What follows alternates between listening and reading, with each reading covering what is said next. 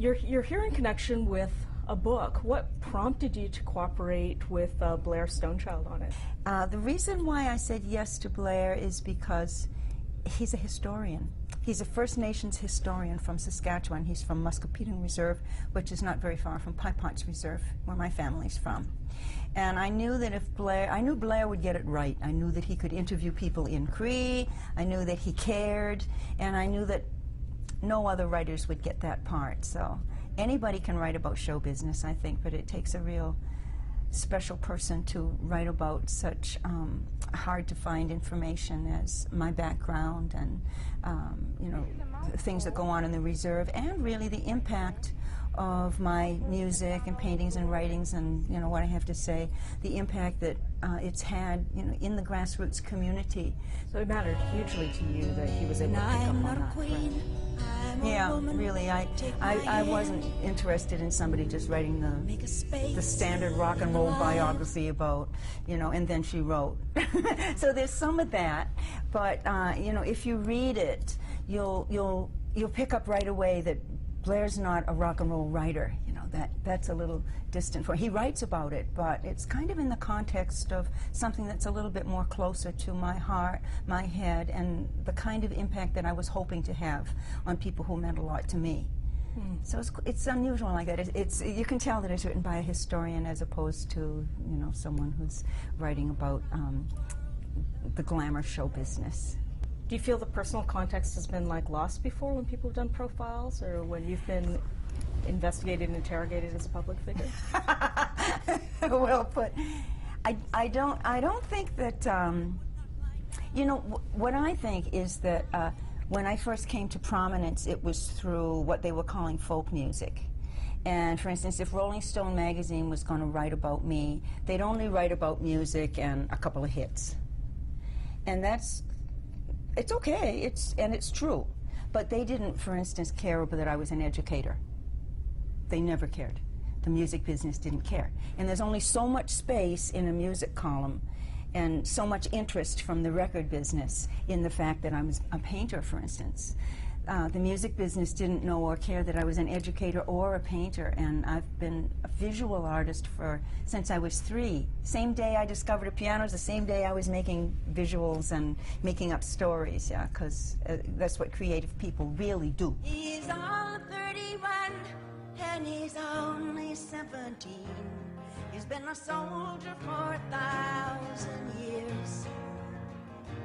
You know, things like Universal Soldier, Now That the Buffalo's Gone, Bury My Heart at Wounded Knee, they were so arresting to just see a female, right? Universal Soldier was written by a woman, what?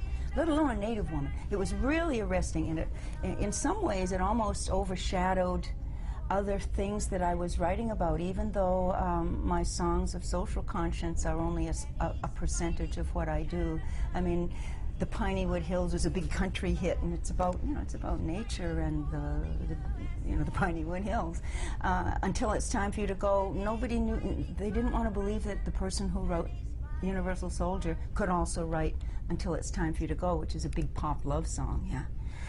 So people were in the '60s anyway were a little bit surprised to find that someone did lots of kinds of songs, that sang in different styles, wrote in different ways, let alone was also an educator and an artist. So yeah. I think maybe the world just wasn't ready for it, and I think the world is much more ready for it now, especially because of the internet. Because now that everything is not totally owned, it used to be as though the voice was owned by corporations. But now that people can blog and find each other online, different countries, different kinds of music, we realize that all of us are multi-talented in some ways. We all have lots of interests, and that's the way reality has always been for me.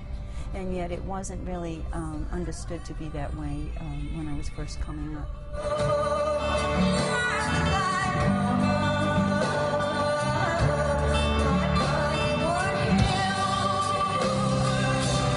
I wrote another song called The Priests of the Golden Bowl, which is about uranium mining in Indian country, you know. It says Indian reservations, you know, we see it first. The dozers, the cancer, and the acid rain. The corporate caterpillars come into our backyards and turn your world to pocket change. See, so sometimes we see things first, but that same greed is also going to eat you. It's just eating us first.